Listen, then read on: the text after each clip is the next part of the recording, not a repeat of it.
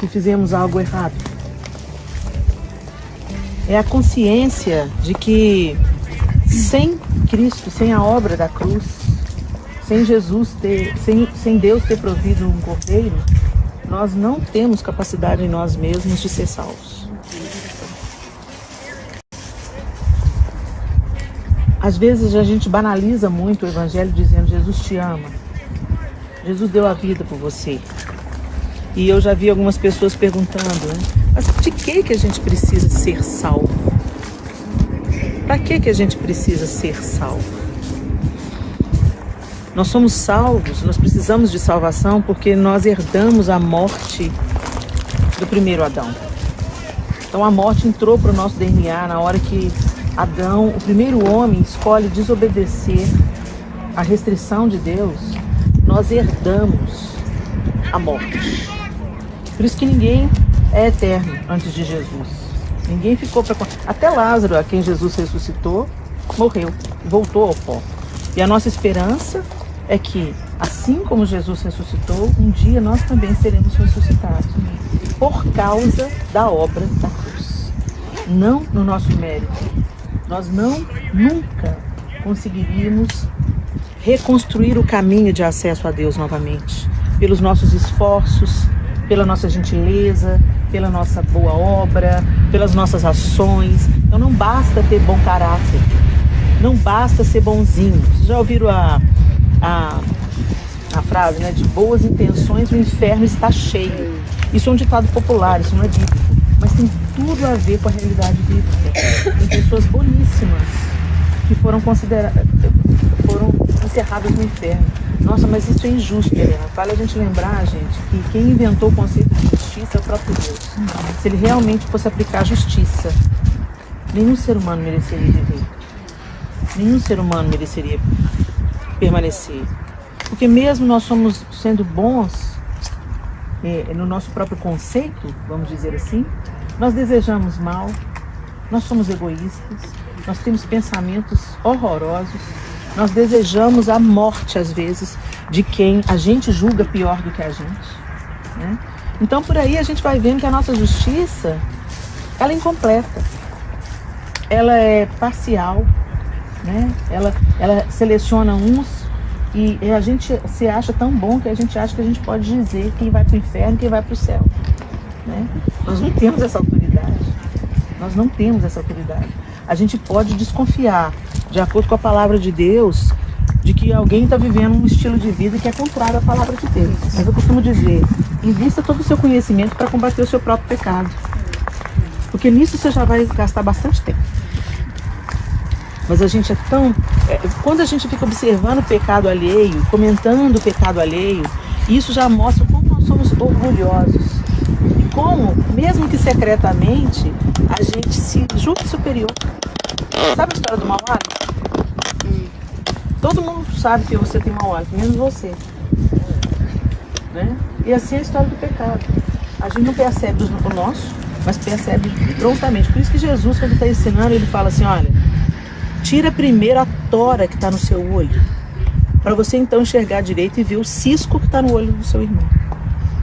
Ter uma tora no olho e não perceber, mas perceber o cisco na vida do outro, gente, é uma coisa comum. Todos nós aqui fazemos. Todos nós. Quando a gente vê uma pessoa que tem um estilo de vida radicalmente contrário àquilo que a gente sabe que a palavra de Deus ensina, imediatamente a gente identifica o estilo de vida pecaminoso, contrário. E eu não estou dizendo que isso deve ser ignorado. A gente deve saber julgar o que é certo e o que é errado para a gente escolher o caminho certo. Então, esse é o tipo de julgamento que a gente tem que aplicar. Discernir entre o que é certo e errado conforme a palavra de Deus e escolher o caminho da vida ao invés de escolher o caminho da morte. Mas mesmo assim, nós não somos capazes de salvar a nós mesmos. E nós estamos em Corazim. Corazim foi uma das 3 cidades que Jesus condenou. É tão interessante que a gente estava falando ali no ônibus. Nós vamos para Corazim. E a gente imediatamente se lembra do texto do Evangelho de Mateus, que diz: ai de ti, Corazim. Só que a gente esquece que Jesus condena não só Corazim, mas Betsaida e Cafarnaum, que foi a cidade que a gente acabou de sair dela. E eu gostaria de deixar com vocês o texto, né? lembrar vocês, a partir do verso 20 do capítulo 11 de Mateus, o texto diz assim: então Jesus começou a denunciar as cidades onde ele havia feito muitos milagres, pois não tinham se arrependido. O arrependimento é a convicção de que se precisa de salvação. O arrependimento é a consciência de que em si mesmo nós não temos recursos, que gera uma mudança de direção, uma mudança de vida. Converter não é mudar de religião, converter é mudar de caminho. Você está seguindo, achando que você é justo, achando que você está no caminho do bem, aí você encontra com o justo e com o caminho do bem, que é chamado Jesus Cristo. E aí a luz se acende, você vê o seu estado miserável. Se eu até pensava que eu era boazinha, mas agora eu estou vendo que não. E Jesus te convida, então negue-se a si mesmo, tome a sua cruz e siga-me, Helena. Vem cá, muda de direção. Para de viver correndo atrás dos seus projetos, dos seus sonhos, confiando na sua própria bondade. Olha onde eu pisei e pisa atrás de mim. Negue-se a si mesmo. Negue-se a si mesmo. Quem quiser vir após mim, negue-se a si mesmo. Essa é a maior dificuldade. Primeira coisa que a gente não quer negar é nós mesmos. A gente não quer saber desse negócio de abrir mão de nós mesmos, porque confiamos em nós mesmos. Achamos que a gente sabe das coisas. Achamos que a gente já tem consciência. Confiamos na nossa própria bondade, confiamos nos nossos próprios projetos. Então essa primeira parte, negue-se a si mesmo. Ou seja, é abrir mão do que você pensa que sabe. Abrir mão da bondade que você pensa que tem. Abrir mão da justiça aos seus próprios olhos. E seguir a Cristo. Observar quem Ele é. Observar como Ele vive. Observar como Ele anda.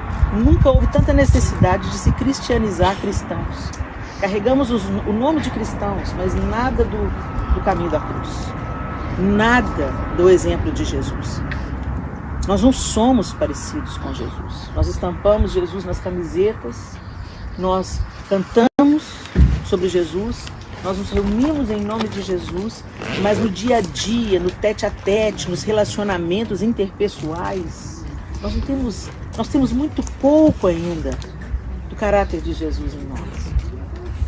E o desejo é que o Espírito Santo, o desejo de Deus é que o Espírito Santo que nos foi otorgado, nos ensine toda boa obra, nos convença e nos faça frutificar nessa nova jornada, onde nós vamos observando os passos de Jesus, a vida de Jesus. Nós vamos nos espelhando nele. Como nós gostamos de um ídolo, como nós gostamos de um pastor para imitar, como nós gostamos de um ídolo pop para se inspirar. Se inspire em Jesus. Porque o apóstolo Paulo, na sua ousadia, e ele sabe o que ele estava falando, ser de meus imitadores como eu sou de Cristo, né? Será que a gente pode dizer isso hoje?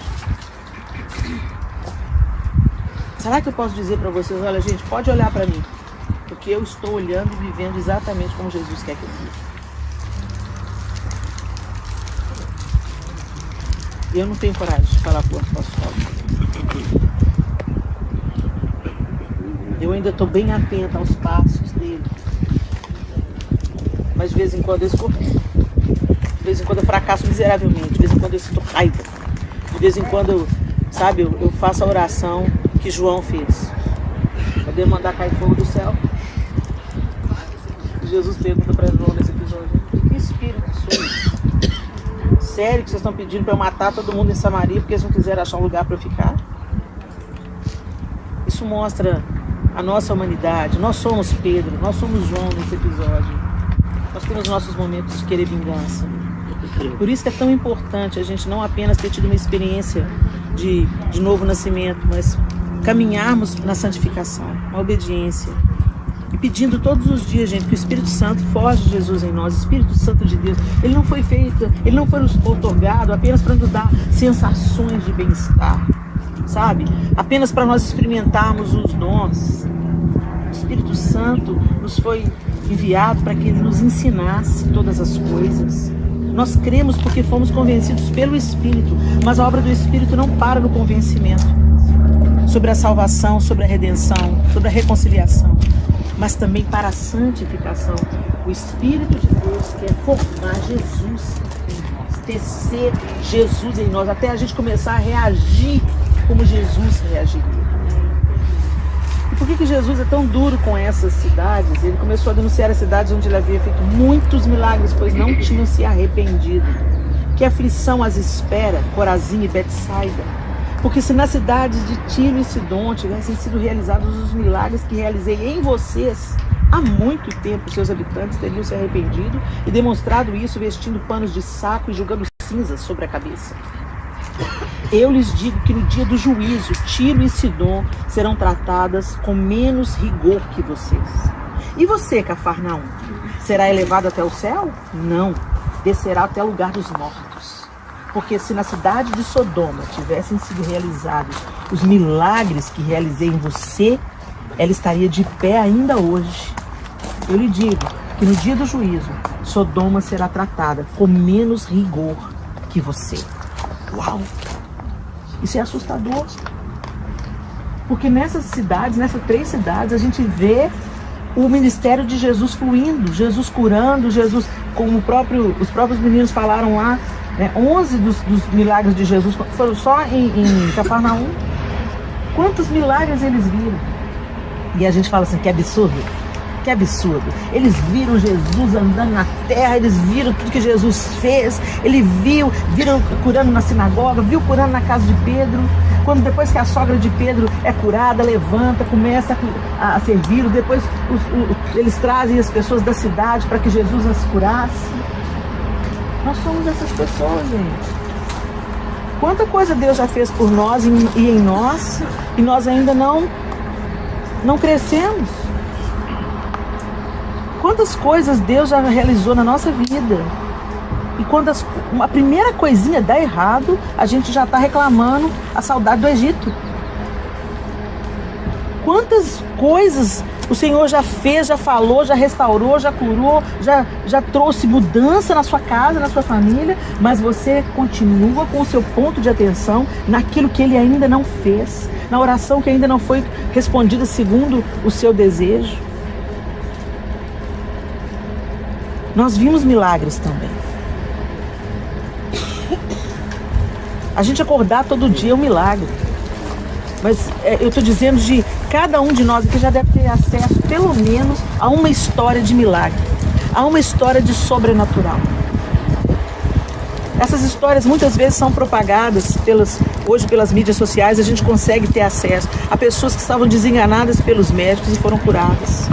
Nós temos aqui entre nós pessoas com decreto de morte, Deus foi lá e mudou a história.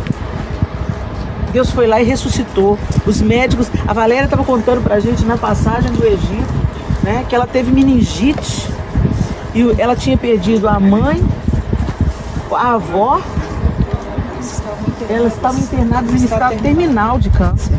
A mãe e a avó. E ela foi diagnosticada com aquela meningite mais agressiva, num surto que houve em Belo Horizonte há muitos anos atrás. E aí, uma enfermeira pediu o pai dela, o médico chamou o pai dela e desenganou a Valéria. Falou assim, olha, tudo que a medicina podia fazer já fez, ela não vai sobreviver. E o pai da Valéria ficou ali, você imagina o desespero desse homem. A mãe dele, a esposa dele em estado terminal e a filha condenada pela medicina. E a enfermeira entrou, pediu para orar pela Valéria, tinha óleo nas mãos, tinha azeite nas mãos. E estendeu as mãos sobre a Valéria, mas sem tocar na Valéria. A Valéria não mexia mais do pescoço para baixo, ela só mexia a cabeça, mas os membros já não respondiam ao comando. E depois que essa mulher orou, poucas horas depois ela sentou na cama, começou a balançar as perninhas. O pai viu, pôs ela no chão, ela começou a andar para trás. O médico falou, o pai pensou, ficou sequelado. Ela andou por umas 2 horas para trás. Daqui a pouco ela começou a andar para frente de novo. No dia seguinte, à noite, ela estava de alta. Glória a Deus. Aí a Valéria foi chamada para dar esse testemunho muitos anos depois, numa comunidade muito simples lá de Belo Horizonte. E quando o irmão mais velho dela e o pai dela contavam a história para ela, ela pensava, foi uma mulher, foi nada, foi uma enfermeira, foi nada, foi um anjo que foi lá orar por mim. E ela estava testemunhando sem pôr o nome dela na história. Contou todo o testemunho e no final da história toda que ela contou, ela falou assim, essa menina que o Senhor ressuscitou, sou eu. E a igreja glorificou de pé e foi aquela bênção. E veio uma mulher andando pelo meio do corredor. Muito prazer em te conhecer. Eu sou enfermeira. Meu Deus!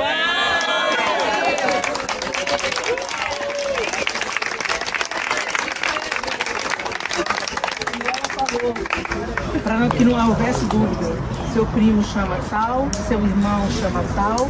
Eu pedi uma foto sua, colei no meu caderno de oração, comecei a orar por você. Deus me deu uma direção específica para eu ir lá orar por você. E tá aí a Valéria para contar as maravilhas do Senhor. E o Senhor mostrou para ela, não foi um anjo não. Eu usei uma filha minha, poder de mim. E deu a ela a alegria de saber, de poder abraçar aquela que havia orado por ela há tantos anos. Deus faz milagres. E a gente escuta esses testemunhos, o coração ficou aquecido agora. Mas você vai fazer o que com isso? Será que é isso que a gente traz à nossa memória quando a gente está diante de um impasse? Será que é o poder de Deus que a gente traz à nossa lembrança quando estamos diante do desespero ou da negativa de uma oração? Ou será se a gente que ergue os punhos para Deus e fica culpando Deus? Tá vendo? Por falar que Deus é amor, por falar que Deus é justiça. Eu tô orando, tô pedindo, Deus não faz o que eu quero, porque Deus não é gênio da lâmpada, minha amada. Deus não existe para satisfazer os seus caprichos, os seus desejos, os seus sonhos. Deus é Deus, Ele existe muito antes da gente ser formado e Ele continuará existindo imutável depois que nós virarmos poeira.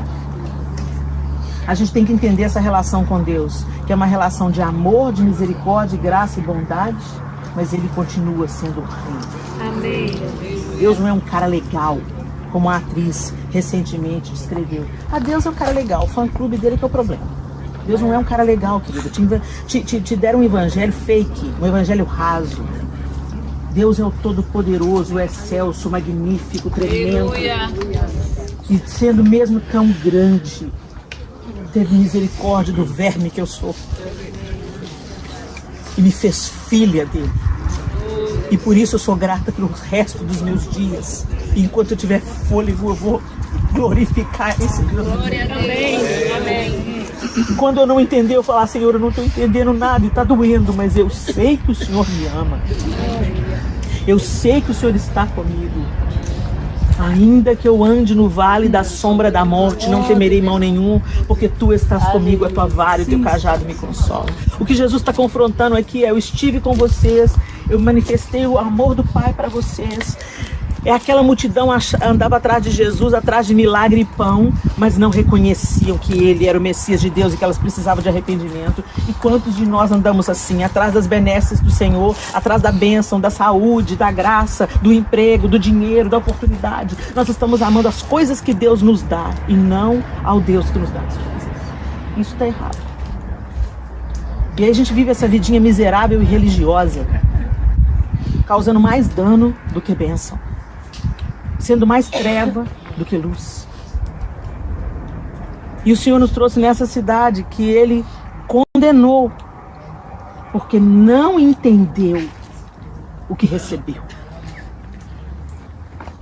Não entendeu que aquilo que estava sendo manifestado diante dos olhos delas não era apenas para suprir uma necessidade imediata, mas para suprir uma necessidade eterna.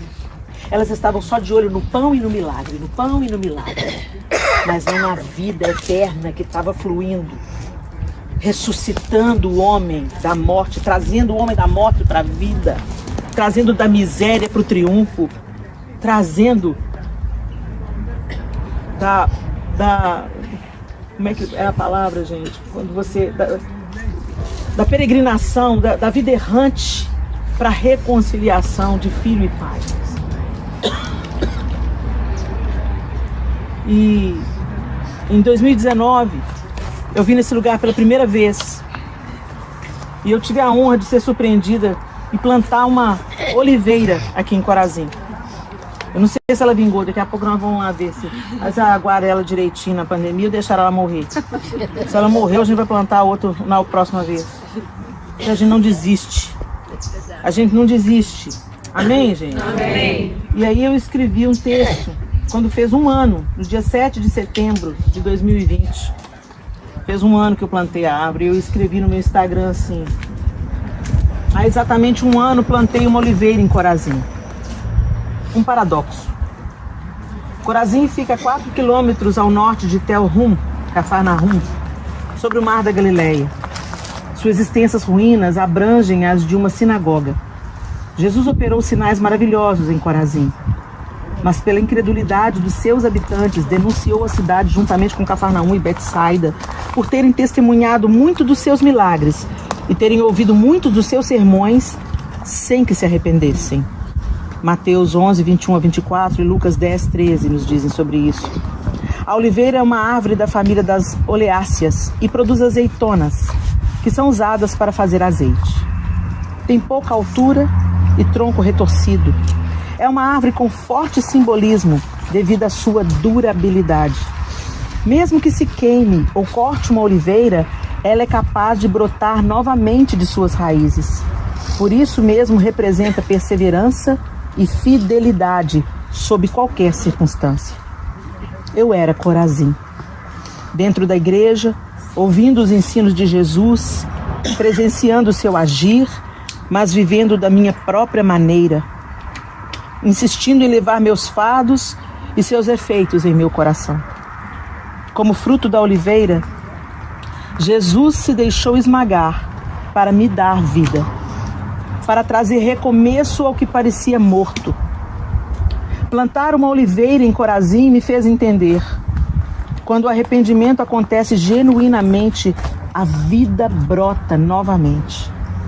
Ainda que queimada ou cortada, a esperança floresce e o fruto rompe. Não apenas para evidenciar o ganho, mas para liberar azeite sob a prensa na vida de outros. Quanto significado aquele momento me trouxe. Nos arrepender é renascer. E renascer para algo maior que nós mesmos.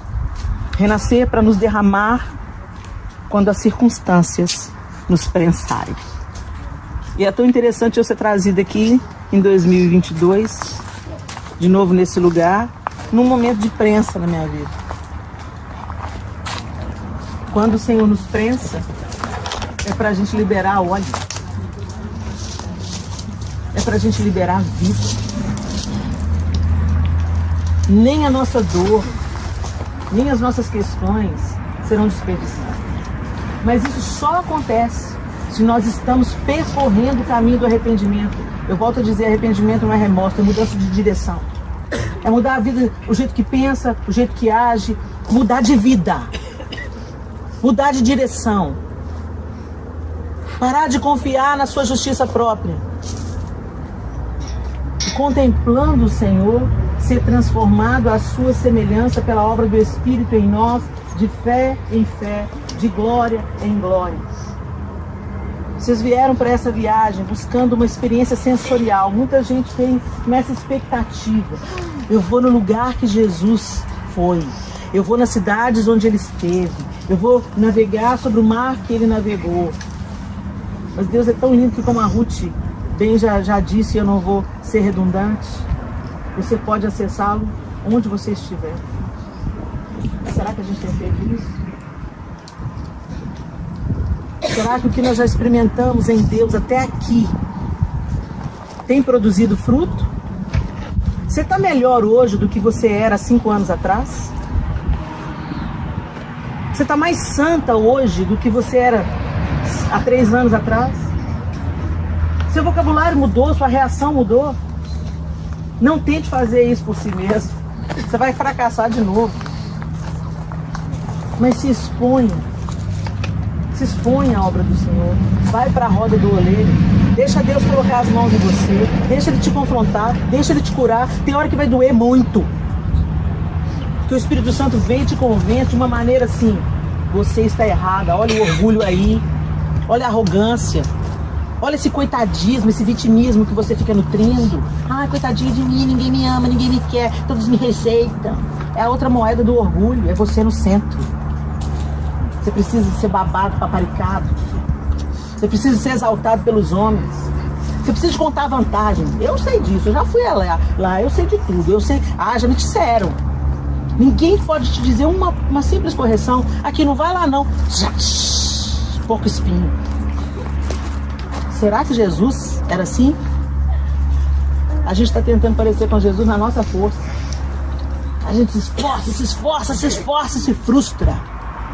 Nós não somos capazes. Mas anda com Ele. Anda com Ele. Andar com Jesus não é ter episódios de fé, não é ir para Israel todo ano. Andar com Jesus é uma relação íntima, 24 horas por dia, 7 dias por semana. Amém. É querer saber como é que Ele se importa. Tem vezes que eu falo para Deus, Deus, o que é para eu usar? Tem dia que eu pergunto para Deus, que roupa é para eu vestir? Espírito Santo. Ah, Helena, isso é bobagem. É bobagem nada, Ele é meu dono. Ele é meu dono. Um dia eu subi no púlpito para pregar, a mulher falou assim, nossa, na mensagem não consegui tirar o olho do seu colar. Eu falei, fracassei miseravelmente. Por quê? Porque às vezes as roupas que a gente carrega chamam mais atenção do que a palavra que a gente anuncia. Às vezes o dom que Deus deu pra gente, para a glória do nome dele, a gente sem perceber usa para nossa própria glória.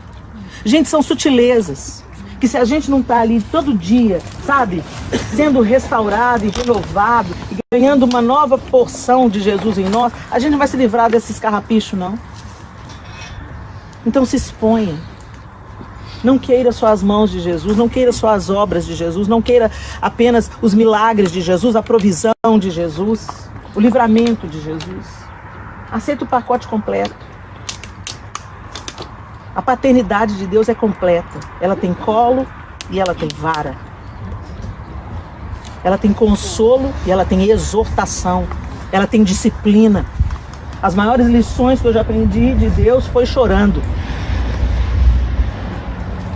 E eu me lembro quando a gente esteve em Belém, se Deus quiser, talvez a gente vá lá esse ano. Uma pastora contou pra gente, a Edmeia também teve uma experiência com a dor de uma pastora que estava com uma ovelhinha com a pata quebrada. E aquela pastora lá em Belém, ela contou uma história pra gente. Falou assim, olha, uma ovelha quando ela é muito fujona, o pastor toma uma decisão radical. Ele quebra a perna da ovelha. E aquilo dói mais nele do que na ovelha. Ele grita junto. E foi aí que a Edmeia contou que ela ouviu uma menina, quando ela morava lá no Oriente Médio, ela viu uma menina no Iraque, ela viu uma menina chorando, ela sempre passava com o rebanho dela, sempre passava com o rebanho, e um dia ela viu o choro dessa menina. E o choro dela, daquela menina, era porque a ovelhinha tinha machucado a perna, não é isso, Edmeia? E quando a Edmeia viu o choro daquela menina e o compadecer daquele coração em relação àquele animalzinho, ela viu o amor de Deus para com ela. Como Deus ministrou a Edmeia. E aí essa moça, ela conta essa história. Eu falei, mas como assim? O próprio pastor quebra a perna? Quebra. Por quê? Porque aí ele vai ter que carregar ela. Para todo lado que ele vai com o rebanho, ela fica no colo dele. Porque ela não consegue andar. Então até ela se recuperar, ela fica no colo dele. E depois que ela sara, ela nunca mais se aparta. Que o Senhor não precisa quebrar a nossa perna, gente. Amém. Ele está Você acha que você veio aqui por qualquer outro motivo, né? Você acha que você veio fazer turismo, você acha que você veio passear, não tinha nada importante para fazer? Vou lá. Não se engane. Você veio aqui e nós oramos, Deus, quem não é para ir, não deixa ir. Olha aí. Não deixa ir. Me livra das confusões, Jesus. Agora, quem o Senhor quer que vá? Quem o Senhor quer falar? Leva, manda provisão, manda ajuda, manda recurso. Leva, Senhor. E usa a minha vida pela sua misericórdia, e usa a vida de Edmeia, e usa a vida de quem o Senhor mais quiser para manifestar a sua graça. Deus te trouxe aqui porque tem algo que Ele quer falar com você, Ele está te convocando para algo, tem algo que Ele quer curar, tem algo que Ele quer restaurar, tem algo que Ele quer confrontar, tem uma orelha que Ele tem para puxar, tem um colo que Ele quer te dar. Eu não sei qual que é o seu caso, mas Ele te trouxe aqui com um propósito.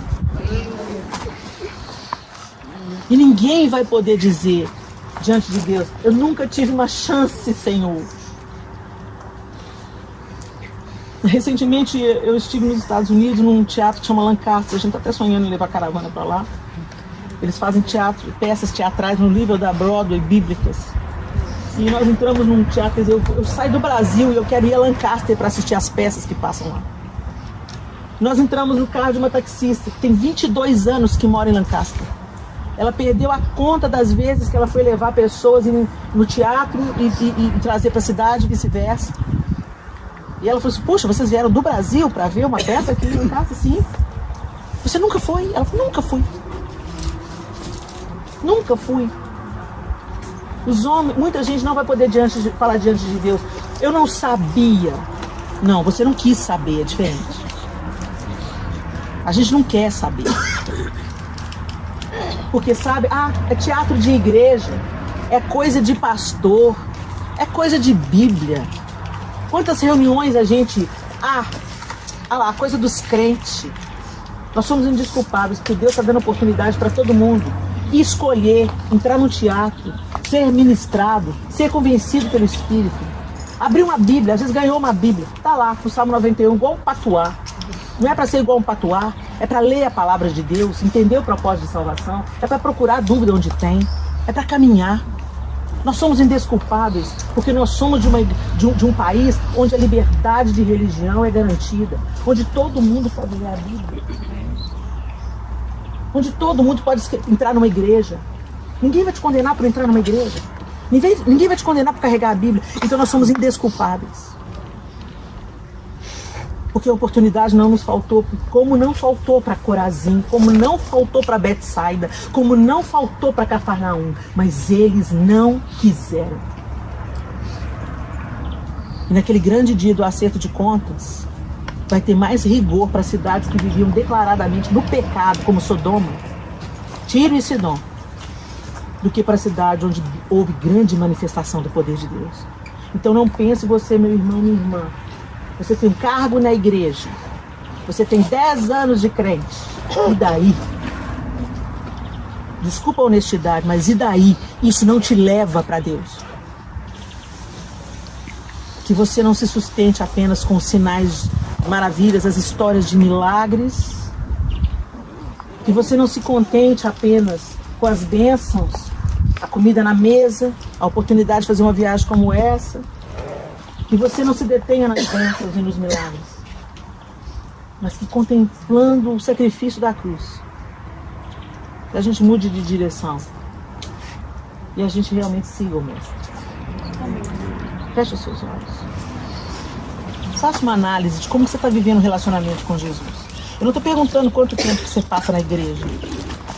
O tempo passado na igreja, ele é consequência da vida vivida aos pés do Senhor. Tem muita gente dentro da igreja que não vai subir, gente, que não vai para o céu. E tem muita gente fora. Nós vamos ter muita surpresa. Jesus não veio fazer recrutamento de funcionários. Ele veio chamar os homens ao arrependimento e à filiação, nos tornando de criaturas a filhos de Deus. Nós não nascemos filhos de Deus. Nós nos tornamos filhos de Deus em Jesus Cristo, é o que a palavra de Deus diz. A todos quanto o receberam, deu-lhes o poder de serem feitos filhos de Deus.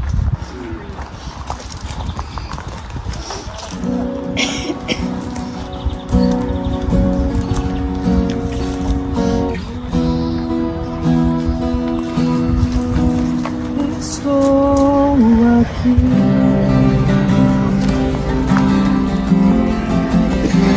O Senhor que é fiel, começou a boa obra em nós. Sabemos que o Senhor é fiel para completá-la. Amém, Senhor. E cientes, ó Deus, da nossa parte nesse tema, que assumamos uma nova postura diante da fé que proclamamos, que a gente assuma uma nova postura de sermos realmente seus seguidores. Amém. Negando a nós mesmos, tomando a nossa cruz e seguindo. Ensina-nos os teus caminhos. Amém. Em nome de Jesus nós oramos.